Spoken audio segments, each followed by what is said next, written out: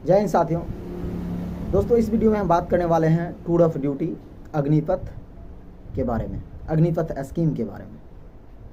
दोस्तों, जैसा कि जानते हैं कि अग्निपथ के तहत अब सेना में भर्ती किया जाएगा। बहुत बड़ा बदलाव हुआ है, तो मैं 2-3 पॉइंट मेन जो है उसके बारे में बात कर लूँगा।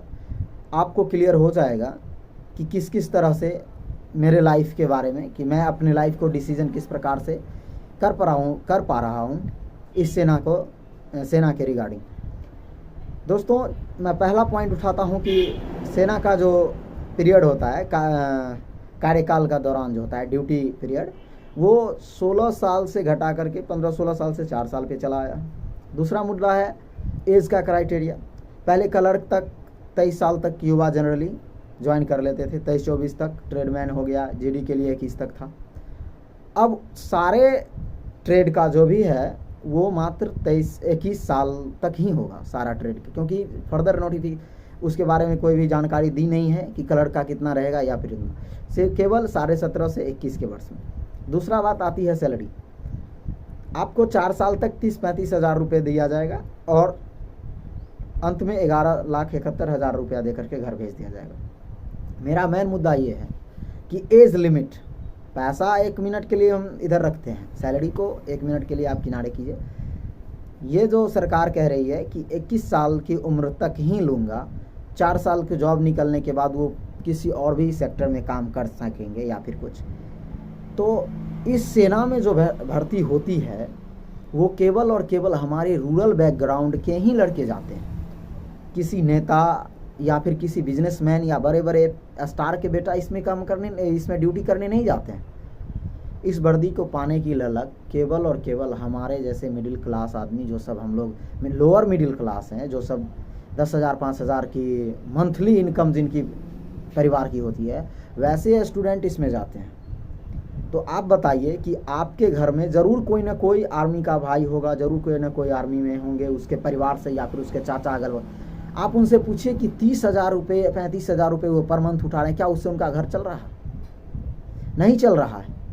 अंत में 4 साल के लिए आप 11 लाख रुपया दे जाएंगे, यानी आपकी जितने भी सैलरी है वो इधर उधर में ही चल जाता है। केवल किसी से मांगने की ज़रूरत नहीं होती है, तो वो सैलरी तो ऐसे ही ख़त्म हो गया। 11 साल में जब किसी को रुपया 11 लाख देते हैं, आज 11 लाख में घर भी बन पाएगा?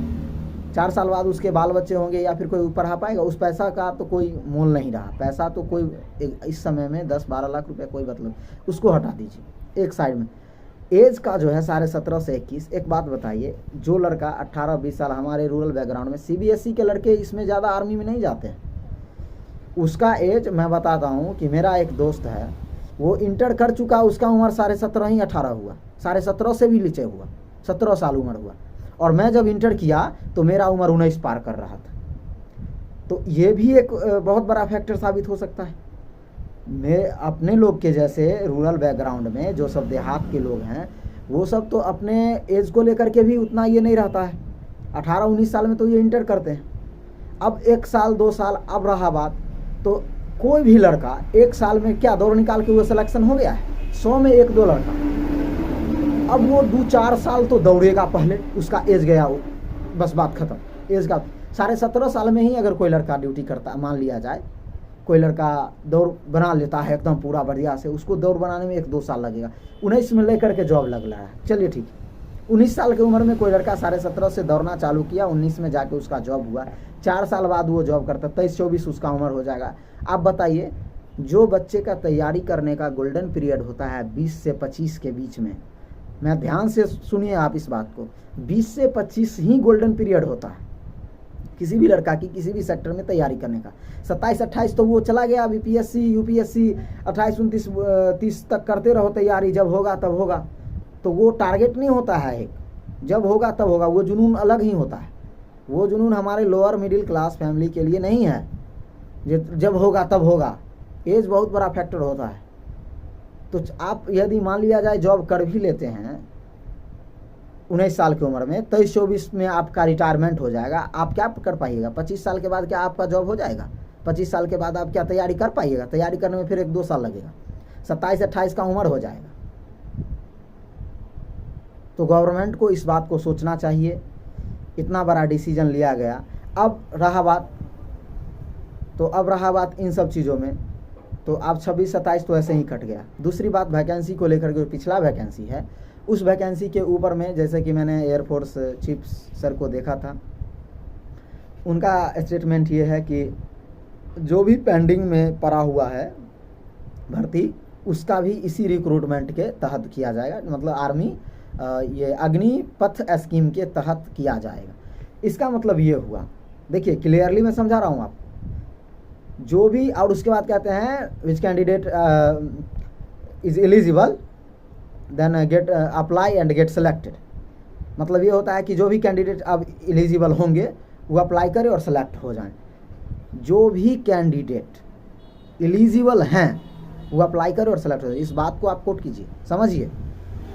यानी कि इससे पहले जो भी कैंडिडेट जिसका एज 21 पार हो गया होगा उसका बस राम राम हो गया, अब कोई बात नहीं। पिछली वैकेंसी की कोई रिटर्न नहीं, कोई फिर अब कुछ नहीं होगा उसके ऊपर कोई चर्चा नहीं। तो आप, यदि आपका एज शेष है तो आप जाइए, उसकी तैयारी को, उसकी जिस तरह से मांग है, रिक्वायरमेंट है उस वैकेंसी की, आप उसको फिलफुल कीजिए और अपना सेलेक्ट होइए। और यदि मेरी तरह उम्र 23 का हो जाने वाला है तो बस बात खत्म। 20-21 में 21 साल का था तो सोचा क्लर्क में जॉब हो जाएगा, 22 में 22 हो गया, अब इस बार बातें खत्म हो गया। 21 तक ही मेरा था, आशा था क्लर्क में 1-2 बार जा सकता हूँ दौड़ने, बस कुछ नहीं। तो आप इस सब चीज़ के बारे में सोचिए, विचारिए, देखिए। उसके बाद रहा बात देशभक्ति करने जाना है, जुनून है, ये है, तो फाइनेंशियली आप सोच करके इस वैकेंसी में मत जाइए। यदि आप चाहते हैं कि अपने परिवार को मैं बूस्ट करूं, अपने परिवार को थोड़ा एक अच्छा सैलरी दूं, मेरा परिवार समाज में इज्जत से जी सके, तो वो जी तो लेंगे, लेकिन फाइनेंशियली आप चाहते हैं मजबूत होना तो आपके लिए फोर्स अब फाइनेंशियली नहीं रहा। इस महंगाई में 1.5-2 लाख, अरे एक अपाची भी 1.5 लाख प्लस का आ रहा है, बुलेट का तो सपने छोड़ दीजिए आर्मी वालों।